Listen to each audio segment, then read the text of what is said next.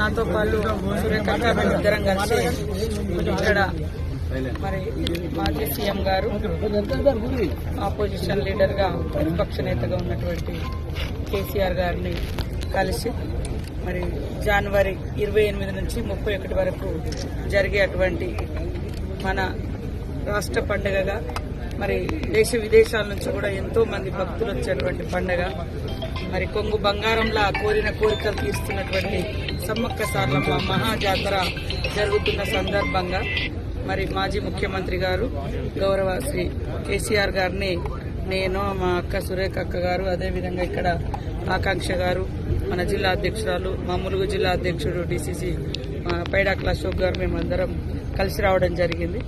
వారు మొన్న అసెంబ్లీలో అందరు ఫ్లోర్ లీడర్లకు అదేవిధంగా ఎమ్మెల్యేస్కి అందరికి కూడా ఆహ్వానం పలకడం జరిగింది.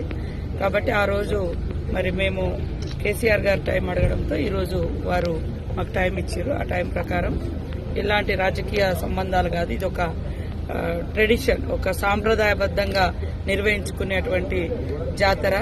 ఆదివాసీ బిడ్డలుగా పుట్టినటువంటి సమ్మక్క సారలమ్మలు కానీ ఈ రాష్ట్రంలో కానీ పక్క రాష్ట్రాల్లో కానీ అందరి దేవులుగా ఒక కులము, మతము, ప్రాంతము అనేటువంటి తేడా లేకుండా మరి అందరి కోరిన కోరికలను తీర్చే తల్లులుగా ఉన్నారు. కాబట్టి ఈ యొక్క మహాజాతరకు మేము ఆహ్వానించడం జరిగింది. వారు అదేవిధంగా కేసీఆర్ గారు, వారి సతీమణి శోభమ్మ గారు కూడా ఇద్దరు కూడా కూర్చొని మేము ఇచ్చినటువంటి ఆహ్వానాన్ని స్వీకరించడం జరిగింది. అదేవిధంగా పట్టు వస్త్రాలను కూడా మేము దేవుని తరఫున వారికి అందించడం జరిగింది. వారు కూడా సంతోషంగా స్వీకరించి రిటర్న్ మాకు కూడా ఇద్దరికి చీరలు పెట్టడం జరిగింది. సంతోషం. ఇది రాజకీయాలు మాట్లాడుకునే టైం కాదు, రాజకీయ వేదిక కాదు.